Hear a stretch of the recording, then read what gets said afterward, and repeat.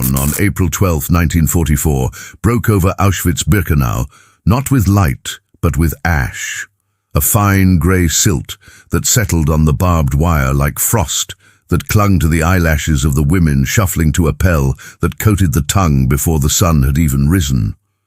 The air reeked of damp wool, human waste, and the distant metallic tang of the crematoria's breath, a scent so constant it had ceased to register as horror and had become instead the weather of their existence. Somewhere beyond the watchtowers, a train whistle cut through the silence, sharp and indifferent, followed by the slow, grinding groan of freight cars shunting into the Judenramp. But inside Block 10B, where 12-year-old Elżbieta Lusia Krawczyk stood barefoot on the frozen plank floor, the only sound was the shallow, synchronized breathing of 300 women holding their breath, waiting for roll call, waiting for selection, waiting for death to pass them by once more. Her fingers, raw and split at the knuckles from scrubbing floors with lye, trembled not from cold, but from the phantom weight of something she hadn't held in over a year. The neck of her father's violin, carved from spruce and stained with rosin, its scroll nicked from a fall in the Krakow apartment the night the Gestapo came.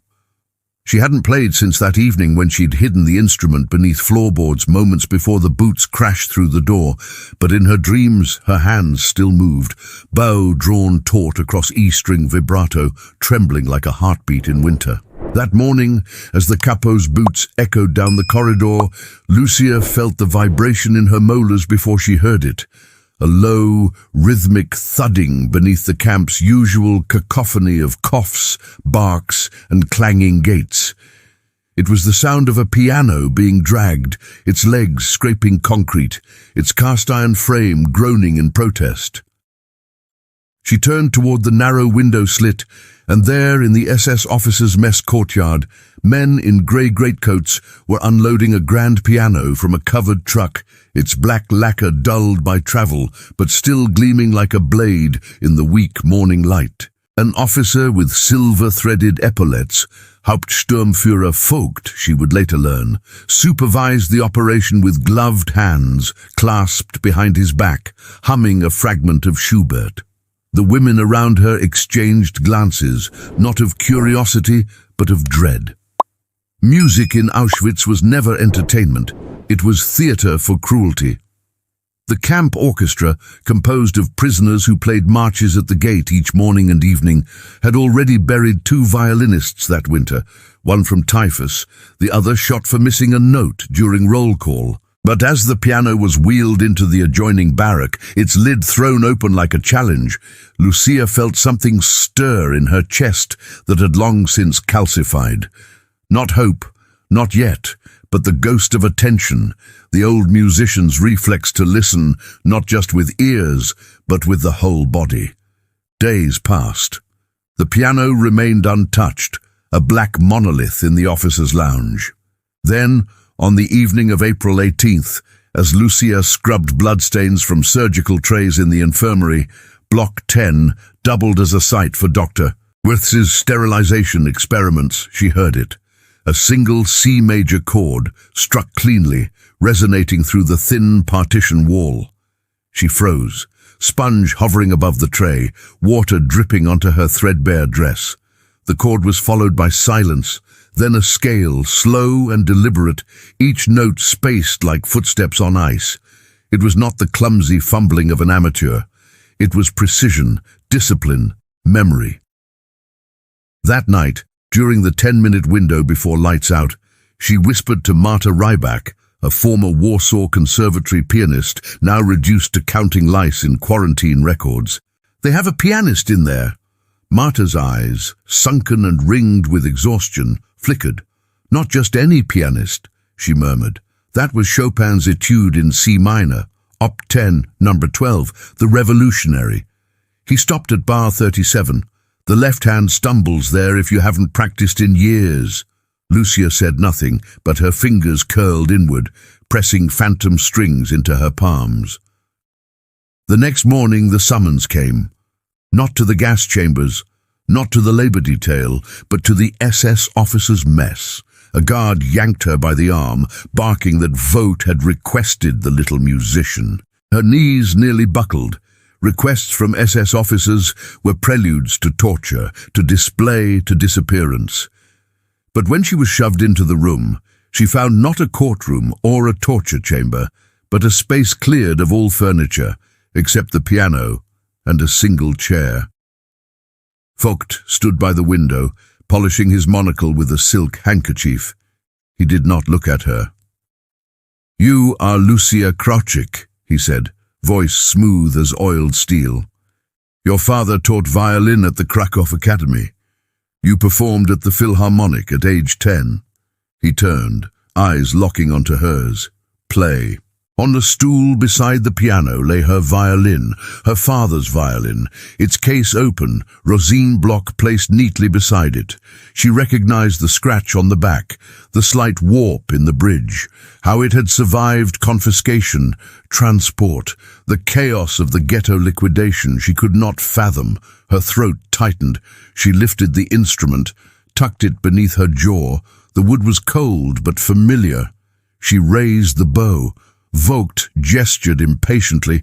She began, not with a march, not with a German folk tune, but with the opening of Bach's Partita No. 2 in D minor, the Allemande, its solemn interwoven lines rising into the smoke-stained air like smoke itself. Vogt listened, motionless. When she reached the final phrase, he nodded once. Again, slower. And this time, "Feel it." She played for 3 hours that day, and the next, and the next. The routine became grimly ritualized, mornings in the infirmary scrubbing instruments, afternoons in the officers' mess playing sonatas, concertos, folk melodies from Galicia and Silesia. Vogt never touched her, never praised her, never explained why he demanded music from a child in a place designed to extinguish beauty. But Lusia began to notice things others ignored. The way Vogt's fingers tapped not on the armrest, but on his thigh, always in triple time, even during Bach. How he flinched slightly at high registers, as if the E-string scraped a nerve. How after Schumann's Träumerei, he would stare out the window toward the Vistula, his jaw working silently. One afternoon, as she tuned the A-string, she saw a photograph tucked into the piano's music desk, a young boy in lederhosen, holding a violin, standing beside a woman with Vogt's eyes. That night she asked Marta, "Do you think he lost someone?" Marta spat into the snow. "He's SS. He's the one who takes."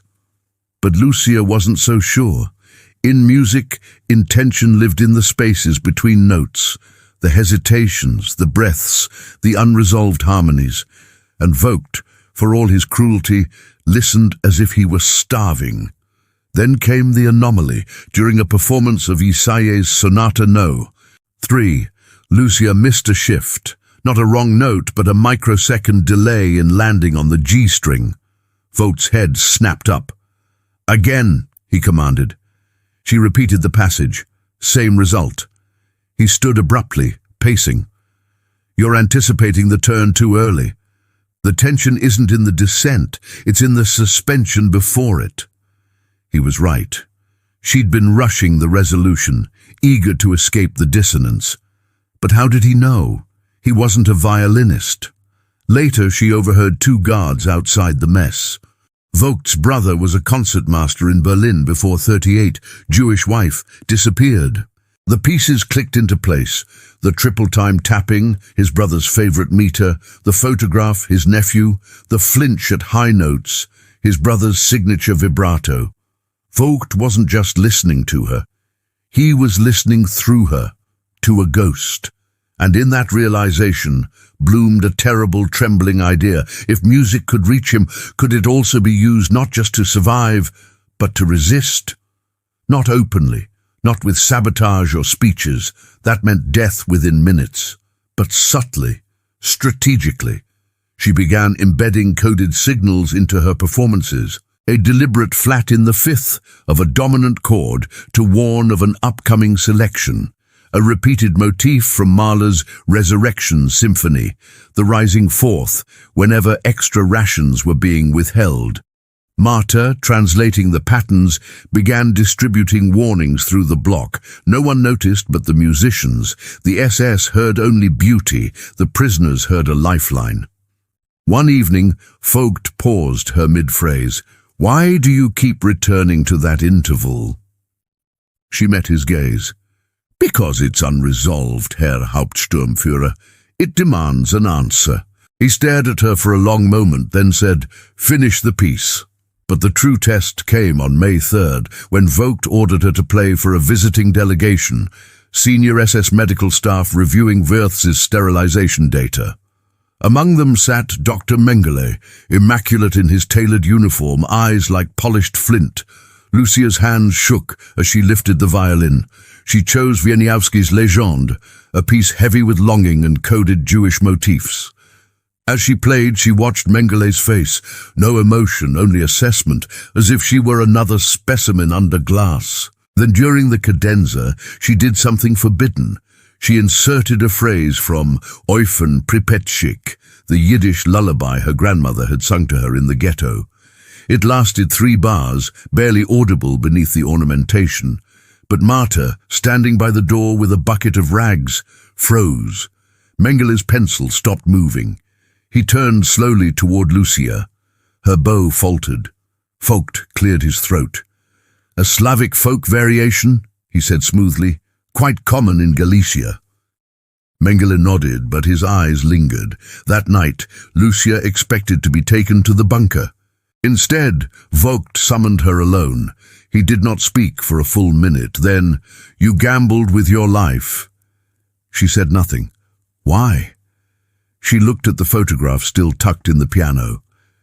Because music without truth is just noise. He studied her, then reached into his coat and placed a small tin of rosin on the piano. "Tomorrow play Sibelius, and don't miss the shift." Rain fell on Birkenau the next morning, not in drops, but in veils, grey curtains sweeping across the mud-choked alleys between barracks, turning the paths into troughs of slurry that sucked at boots and bare feet alike. Lucia walked to the officers' mess, with her violin tucked beneath her coat, the wood warmed by her ribs, the rosin tin a cold weight in her pocket. She had not slept. Every nerve in her body hummed like a plucked string, taut with the memory of Mengele's gaze, the silence that followed her coded lullaby, the unspoken threat coiled in Vogt's final words. The mess hall, usually deserted at this hour, was already occupied. Vogt sat at a small table near the piano, poring over a map spread beside a half-empty cup of ersatz coffee, his monocle glinting in the dim electric light. He did not look up as she entered. "Sibelius," he said, tapping the open score on the piano lid.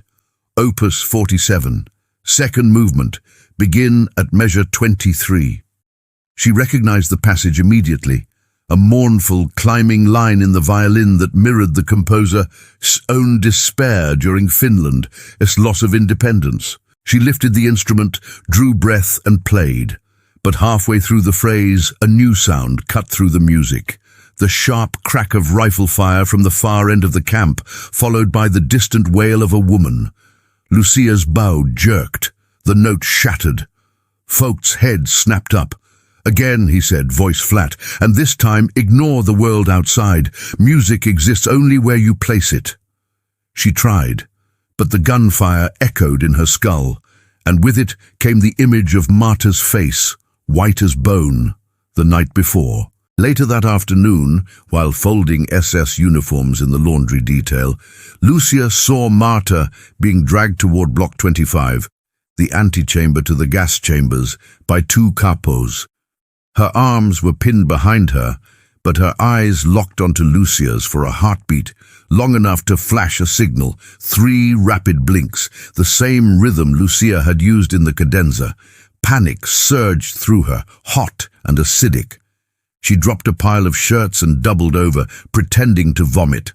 The overseer cursed and kicked her ribs, but she curled tighter, whispering through clenched teeth, "Typhus, fever, contagious." The ruse worked. They shoved her toward the infirmary instead.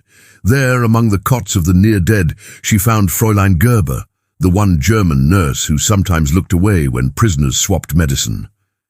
"Martyrs in block 25, Lusia gasped. Gerber's face stiffened. "Nothing can be done." But Lusia pressed. "Tell Vogt she's part of the sterilization records. He'll need her for tomorrow's audit." Gerber hesitated, then nodded. That evening, under the pretense of retrieving sheet music, Lusia slipped past the guard and saw Marta being marched back to Block 10B, wrists raw but alive. No words passed between them. None were needed. The rosin tin in Lucia's pocket felt heavier than ever. Vogt began summoning her twice daily now, mornings for Bach, evenings for Brahms, and always alone. The other officers had stopped attending. Perhaps Vogt had dismissed them. Perhaps Mengeles' scrutiny had made music too dangerous a luxury. What unfolded in those hours was less performance than exchange. He would name a piece, she would play it, and then, without warning, he would begin to speak. Not about the war, not about ideology, but about acoustics, about the mathematics of harmony, about how a single misplaced harmonic could unravel an entire symphony.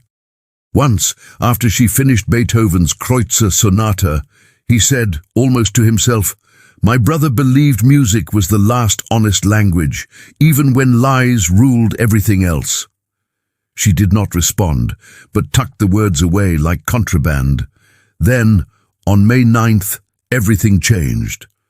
Vogt did not give her a score. Instead, he placed a blank sheet of manuscript paper on the piano and said, "Write something original." She stared at him. "Me?" He nodded. "You've been quoting others long enough. Now speak in your own voice." Her hands hovered over the staff lines, trembling. She had never composed before, but as she pressed the pencil to paper, memories surged, the clatter of horse hooves on Krakow cobblestones, the drone of synagogue chant, the silence after the ghetto walls went up. She wrote a theme in D minor, sparse and aching, built on the interval of a falling fifth, the sound of something collapsing, but not yet broken. Vogt read it slowly, finger tracing each note. Then, without comment, he closed the lid and dismissed her. That night, air raid sirens wailed over the camp, distant Allied bombers targeting the IG Farben plant near Monowitz. During the blackout, Lusia crept to the infirmary storage closet and found Marta waiting, clutching a small bundle wrapped in gauze. "Vogt ordered me to transcribe your piece," Marta whispered, "into piano accompaniment. He said it would be performed at the officers' gala next week." Lusia's blood ran cold. A gala meant high-ranking visitors, Himmler, perhaps even Eichmann. Her composition, born of grief and coded resistance, would be played as entertainment for the architects of genocide. "We have to destroy it," she said, but Marta shook her head. "No, we have to use it." She unrolled the score.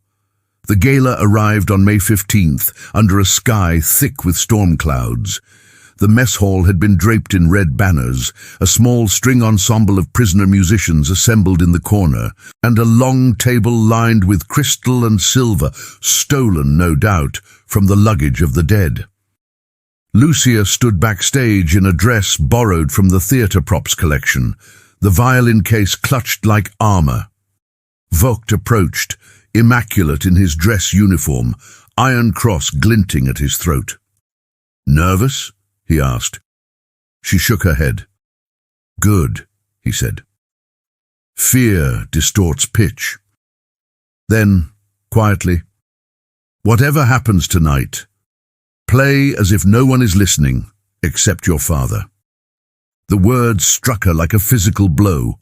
Before she could respond, an aide announced the arrival of Obergruppenführer Ernst Heinrich Schmauser, regional SS commander for Silesia. The room snapped to attention. Lusia took her place beside the piano, where Marta sat rigid, hands poised over the keys. The opening chord of the accompaniment rang out, clean, precise, and laced with the hidden message. Lusia entered on the second bar, her bow drawing out the mournful theme she had composed in secret. She played not for the officers, not for survival, but for the women in Block 10B, for the boy in the photograph, for the silence that followed every train's arrival. Halfway through, she noticed Schmauser leaning forward, eyes narrowed.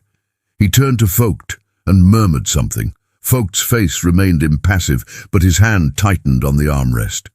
At the final cadence, silence hung heavier than applause.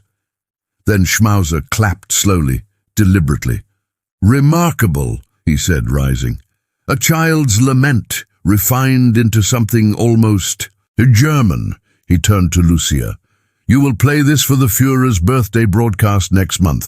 Berlin is assembling a special ensemble of prodigies from the camps." The implication was clear. She would be shipped to Sachsenhausen, displayed like a tamed animal, her music scrubbed of all memory and turned into propaganda. Marta's fingers whitened on the piano keys. Vogt said nothing. That night, back in the barracks, Lusia lay awake, listening to the wind howl through the cracks in the wall. She knew she had one choice: disappear before the transport order came through. But escape from Birkenau was suicide. Watchtowers, floodlights, minefields, unless she made them believe she was already gone. At dawn, she feigned a seizure during roll call, convulsing, foaming at the mouth, eyes rolled back. The capo kicked her, but she remained limp. They dragged her to the infirmary, where Gerber, after a tense nod, injected her with a diluted sedative to simulate coma. For 3 days, she lay motionless among the dying, listening to whispers of a new transport list, of Marta's name on it, of Vogt demanding her return to the mess hall. On the 4th night, the infirmary door creaked open. Vogt stepped inside, alone, holding a flashlight. He shone it on her face. "I know you're awake," he said. She opened her eyes. "Why?" she whispered. He knelt beside her cot. "Because your composition. It's not finished. The resolution is wrong. You end in minor when it should be major." She stared at him. "Hope isn't allowed here." "It is," he said, "if it's hidden in the harmony." He reached into his coat and placed a railway timetable on her chest, the Monowitz line, marked with red ink. "Platform 3, tomorrow, 14 Tuesday, the coal train." Then he stood, straightened his uniform, and left without another word.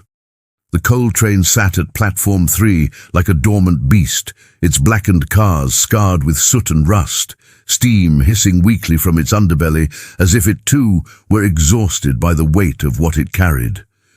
Lusia crouched behind a stack of timber pallets, her violin case strapped to her back with twine, heart hammering against her ribs so loudly she feared the patrolling guard would hear it over the wind. It was 1347 on May 20th, 1944. Rain had begun again, thin and icy, soaking through her threadbare dress and turning the ground to slick mud. She had not eaten in 2 days. Her fingers, numb and cracked, kept drifting to the case, always checking, that the violin was still there, that the rosin tin hadn't slipped loose, that the small, folded map Marta had pressed into her palm was still hidden beneath the lining. Marta. The thought of her name was a splinter in her chest. They'd been separated at dawn, when the capo redistributed work details. Lusia hadn't seen her since. But Marta's last words echoed in her skull. "If you go, play for those who can't. Make silence louder than guns." A whistle blew in the distance. Short, sharp, the signal for final loading. Lusia tensed. This was it. The plan, if it could be called that, was Vogt S. The coal train would stop briefly at Monowitz to offload briquettes for the Buna factory, then continue west toward Gleiwitz, where it would be coupled to a larger convoy. Between Monowitz and the next checkpoint, the track curved through a pine forest, blind to watchtowers. That was the window, 90 seconds, maybe less. She had to jump, disappear into the trees, and keep running until dawn. She scanned the platform. No Vogt, no Marta, just SS guards laughing near the locomotive, smoking cigarettes under the eaves of the station house. She counted their boots, 4 pairs. One turned away to check his watch. She moved. Slipping between crates, she reached the rear coupling just as the train gave a metallic groan and began to roll. Her foot caught on a loose tie. She stumbled, knee slamming into iron. Pain shot up her leg, but she dragged herself forward, fingers clawing at the ladder on the last car. She hauled herself up, breath ragged, and scrambled onto the roof just as the train picked up speed. Rain lashed her face. The camp receded behind her, barbed wire, watchtowers, the smoking chimneys, shrinking into the grey haze like a nightmare fading at sunrise. For a moment, she allowed herself to believe she was free. Then the train lurched violently, throwing her against the roof seam. She clutched the violin case tighter. Don't lose it, don't lose it. The ride to Auschwitz was a blur of cold, vibration, and dread. She lay flat, pressed against the coal dust, listening to the rhythmic clatter of wheels, the occasional shout from below. When the train slowed for the factory siding, she raised her head just enough to see the platform. Floodlights, armed guards, prisoners in striped uniforms unloading sacks under gunpoint. No one looked up. No one ever did. At the curve beyond the signal box, where the pines began, she took a breath, stood on trembling legs and jumped. The impact drove the air from her lungs. She rolled down an embankment, thorns tearing at her skin, the violin case banging against her spine. She came to rest in a ditch, gasping, rain mixing with blood on her palms. Silence, thick and sudden, no sirens, no shouts, just wind in the trees and the distant echo of the train fading into the west. She waited, listening for dogs, for engines, for the crack of rifles. Nothing. Slowly she stood. The forest loomed ahead, dark, dense, alive with unseen movement. She had no food, no compass, no plan beyond run. But she had her violin. And somewhere ahead, Marta had said, there were partisans near the Soa River. For 2 days she walked, sleeping in hollows, drinking from puddles, gnawing on bark when hunger clawed at her stomach. On the 3rd night, fever took her. She stumbled into a barn, collapsing in the hayloft, her body burning, teeth chattering. She dreamed of Krakow streets, of her father tuning strings by lamplight, of Fote's hands tracing notes on manuscript paper. In the dream, he turned to her and said, "The truth is in the silence between the notes."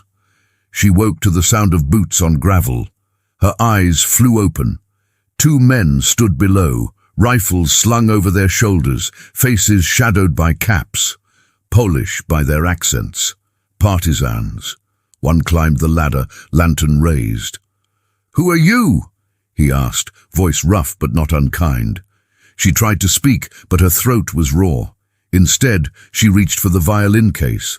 The man tensed, hand drifting to his pistol. But when she opened it, not to pull a weapon, but to lift the instrument, he exhaled sharply. "A musician." She nodded weakly. The second man appeared at the loft entrance. "We heard rumors," he said. "A girl jumped a train near Auschwitz, SS offering a bounty." They exchanged glances. Then the first man knelt. "Can you play?" She could barely stand, but she tucked the violin beneath her jaw, raised the bow, and played the opening of her own composition, the one Vogt had called unfinished. The notes were shaky, thin, but true. The men listened in silence. When she finished, the older one said, "We have a radio broadcast tomorrow night. The Allies are listening. They want proof the camps are still alive." He looked at her. "Play this for the world to hear." Back at the partisan camp, a network of dugouts hidden beneath birch groves, Lusia was given broth, a blanket, and a small wooden hut to recover. The commander, a former Krakow schoolteacher named Janek, explained their plan. Using a captured Wehrmacht field transmitter, they would send a shortwave message to London, disguised as a weather report. But embedded in the static, they wanted music, something unmistakably human, unmistakably Polish. "Not a march," Janek said. "Not a hymn, something only a prisoner would know." She knew immediately what to play. That evening, as engineers tested the transmitter's frequency, she practiced in the hut, her fingers regaining strength, the fever receding like a tide. Marta's Morse code melody pulsed beneath her skin, not as espionage now, but as testimony. The broadcast was set for 22 Sao. At 21:45, Lusia stood before the microphone, a dented, olive-drab cylinder wired to a battery pack, her violin in hand, the forest silent around her. Yannick gave a nod. Static crackled, then cleared. She closed her eyes and began, not with her own theme, but with the first 4 notes of Beethoven S5, da-da-da-dum, the Allied signal for EV as in victory. Then she wove in her composition, the falling fifths now answered by a rising fourth, the unresolved tension finally meeting its counterpart. In the distance, a wolf howled. Somewhere over England, a radio operator would hear it. A child's voice in D minor, trembling but unbroken, rising from the heart of occupied Europe. When she finished, the partisans did not applaud. They simply unplugged the transmitter and buried it beneath leaves. "They'll triangulate the signal by dawn," Yannick said. "We move at first light." But Lucia's broadcast had already done its work. In London, a BBC monitoring station intercepted the transmission. Analysts noted the anomaly, a violin performance embedded in a phantom weather report, the tuning slightly flat, the vibrato strained but precise. They flagged it as possible camp origin, Auschwitz region. Within hours, the recording was passed to the Polish government in exile, then to the American Office of Strategic Services. By May 25th, decoded fragments appeared in a confidential memo. Subject exhibits advanced musical training consistent with Krakow Conservatory. Piece contains recurring motif matching known Jewish liturgical intervals. Recommend verification via aerial reconnaissance. Meanwhile, back in Birkenau, Marta was interrogated. The SS had discovered the altered score in the mess hall piano. Schmauser himself led the questioning. "Who helped you?" he demanded, slamming the manuscript on the table. Marta said nothing. They broke 2 of her fingers. Still, she sang only scales, clean, perfect, infuriatingly neutral. Vogt watched from the corner, face unreadable. That night, he entered her cell. He did not speak. He simply placed a single aspirin on the floor and left.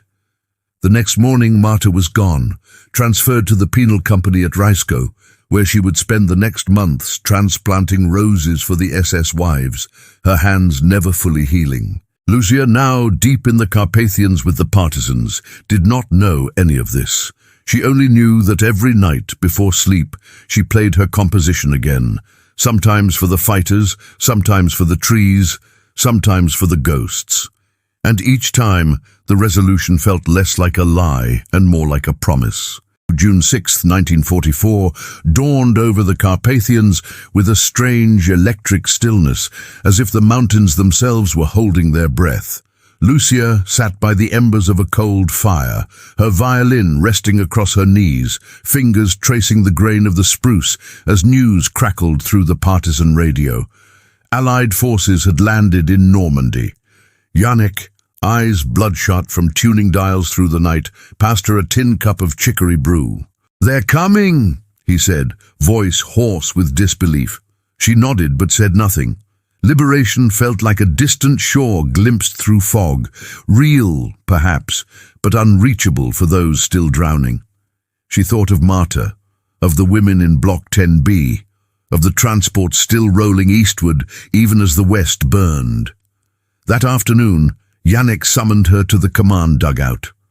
A new mission had arrived via encrypted burst transmission from London. The OSS wanted proof, not just of Auschwitz's existence, but of its daily rhythm, its vulnerabilities, its human texture. And they wanted it delivered not in code, not in coordinates, but in sound. "They're asking for you to record again," Yannick said. "This time, describe what you saw, through music." She hesitated. Her first broadcast had been instinct, a cry into the void. This was different. This was testimony. That night by lamplight, she composed anew, not on paper, but in her mind, note by note, reconstructing the soundscape of Birkenau, the metallic shriek of the Appel whistle at dawn, the hollow thud of wooden clogs on frozen mud, the distant rumble of the crematoria's blowers. The silence that followed a selection when 300 women realized they would not be coming back. She translated it all into a single 12-minute piece. No title, no key signature, just raw sonority. The opening mimicked the camp orchestra's morning march, but warped, the tempo dragging like exhausted feet, the harmony souring into dissonance as if the notes themselves were starving.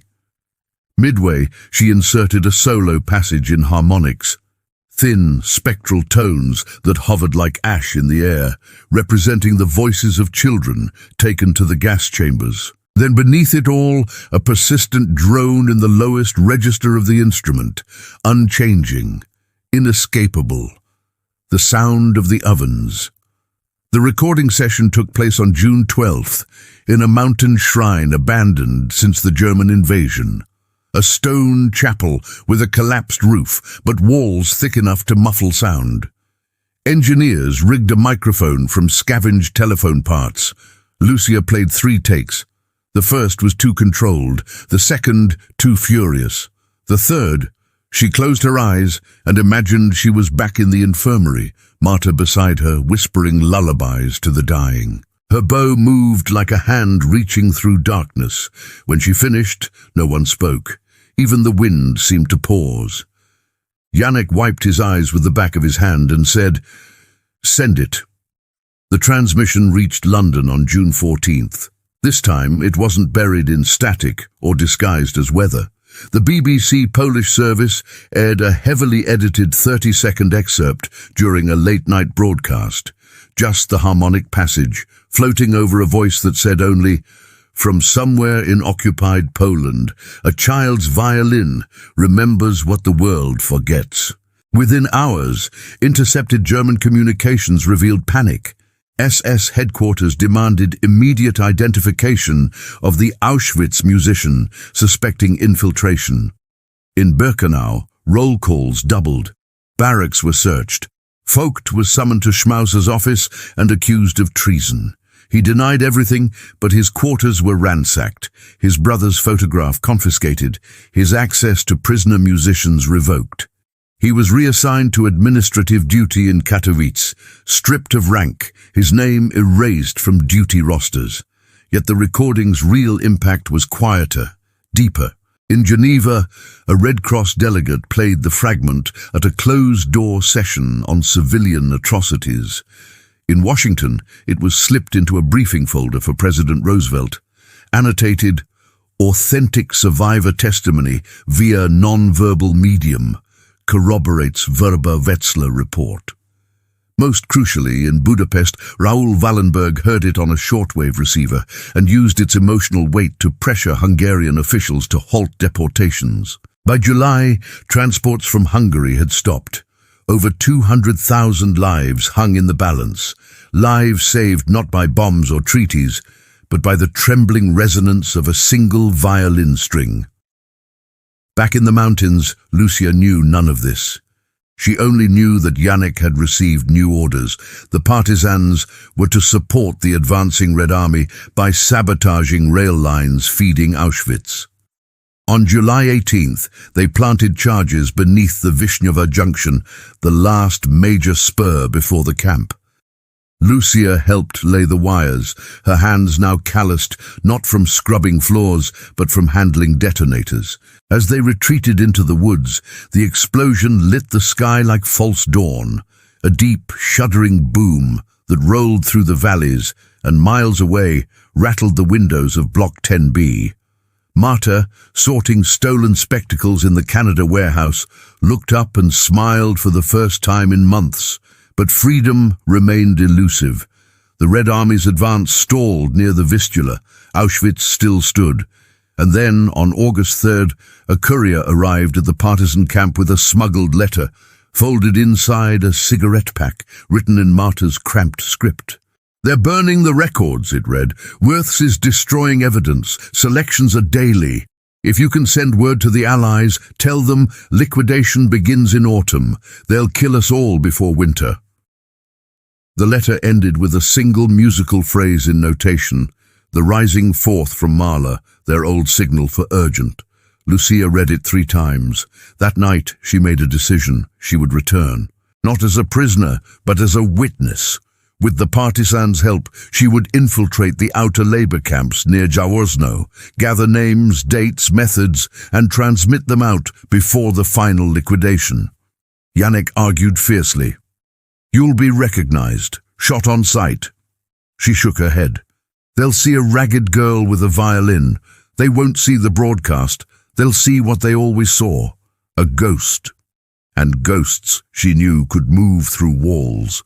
Disguised as a displaced orphan, her hair cropped, her violin hidden in a potato sack, she crossed back into German-held territory on August 10th. For weeks, she drifted among the labor columns, playing for bread near factory gates, listening to whispers in bread lines, memorizing train schedules, guard rotations, the names of SS doctors who vanished after nightfall. She learned that Vogt had been arrested in Katowice, denounced by a rival officer for sentimental weakness, and sent to a disciplinary battalion on the Eastern Front. Marta, meanwhile, had been moved to the sewing commando, mending officers' uniforms, secretly stitching prisoner names into coat linings. On September 1st, Lucia reached the perimeter of Auschwitz III, Monowitz. Hiding in a drainage ditch at dusk, she watched a work detail return through the gate. Among them, bent and gaunt, but unmistakable, was Marta. Their eyes met across the barbed wire. No signal, no gesture, just recognition. That night, Lucia played her composition from the ridge above the camp, the notes carrying on the wind like smoke. In Block 24, Marta sat upright in her bunk, listening. She knew that sound. It meant someone was watching, remembering, refusing to let the silence win. By mid-September, Lucia had compiled a list of 142 prisoners marked for special treatment, mostly women from Block 10 involved in resistance or deemed unfit for labor. She encoded the names into a new musical sketch based on Chopin's Nocturne in C-sharp minor, each note corresponding to a letter via a cipher Marta had devised years ago in the conservatory. On September 22nd, she transmitted it from a ruined farmhouse near Auschwitz, the signal short but clear. 3 days later, the OSS relayed the list to the Polish underground in Krakow. Within a week, leaflets bearing the names appeared on SS notice boards across Silesia, anonymous, untraceable, a ghostly indictment written in the language of music. The Germans panicked. Patrols doubled, curfews tightened, but they could not silence what they could not find. And in the camps, something shifted. Prisoners began humming fragments of Lucia's themes during roll call, soft, almost inaudible, but shared like secret bread. The music became a second pulse beneath the camp's brutality, a rhythm of resistance that needed no words. Then on October 7th, the Sonderkommando revolted at Crematorium 4. Though quickly crushed, it sent shockwaves through the SS command. For the first time, the myth of total control cracked, and in the chaos, Marta and 5 other women from the sewing commando slipped away during a transfer, vanishing into the woods with nothing but threadbare coats and the names of the dead sewn into their sleeves.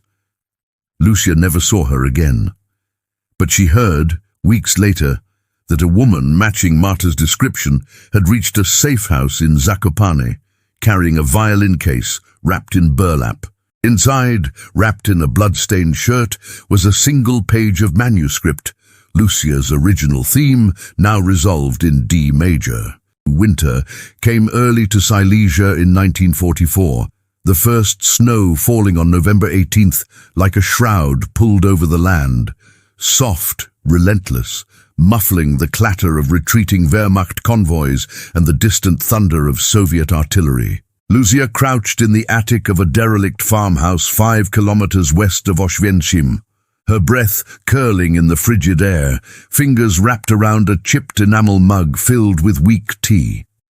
The violin lay beside her, its wood dull with grime, the bridge slightly warped from damp. She no longer played it often. Music now lived inside her like a second skeleton, shaping her thoughts, her silences, her way of listening to the world. Below, Janek and two partisans pored over a map marked with red pins, each one a labor camp, a rail junction, a mass grave. The Red Army was closing in, but the SS were accelerating their endgame, burning evidence, evacuating prisoners on death marches, dynamiting crematoria. Time was unraveling like a snapped string.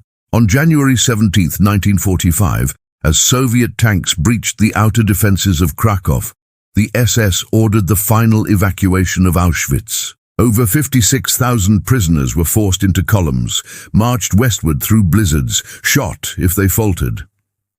Lusia watched from a pine ridge as the columns snaked out of Birkenau S-gates, rows of ghosts in striped rags, moving like wind through dead wheat. She scanned the faces, hoping against reason to see Marta Vogt's photograph, even the silhouette of the camp orchestra's old cellist. But all she saw was absence, rendered in flesh. That night, she entered the abandoned camp through a collapsed section of fence near the Canada warehouses. Snow drifted through broken windows.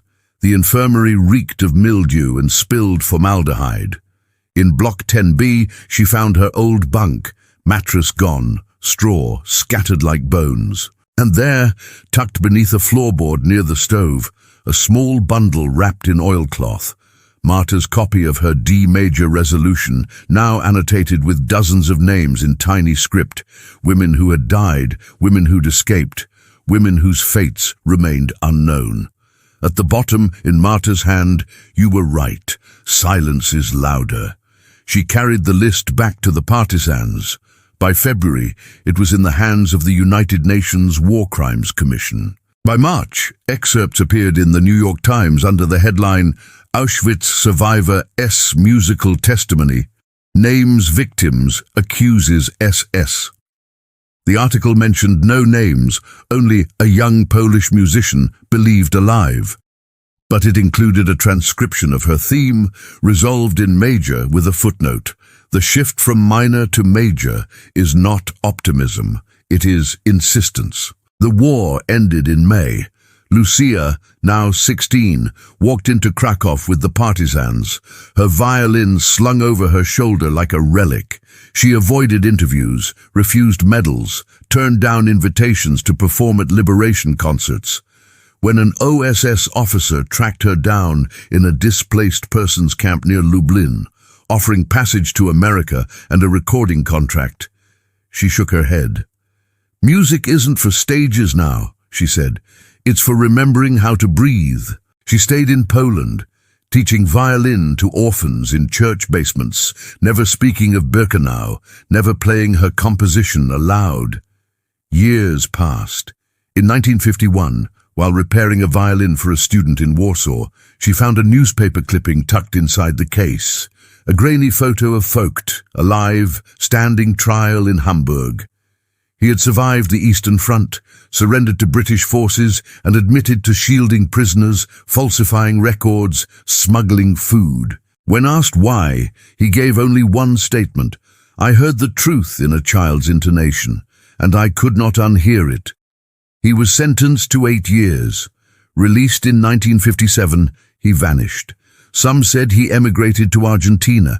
Others claimed he returned to Berlin and lived in a single room, teaching piano to neighborhood children under a different name. Lusia never sought confirmation.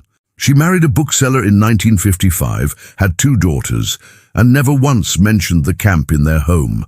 But every December 12th, the anniversary of her father's death, she would take out the violin and play the unresolved D minor theme just once, with the windows open.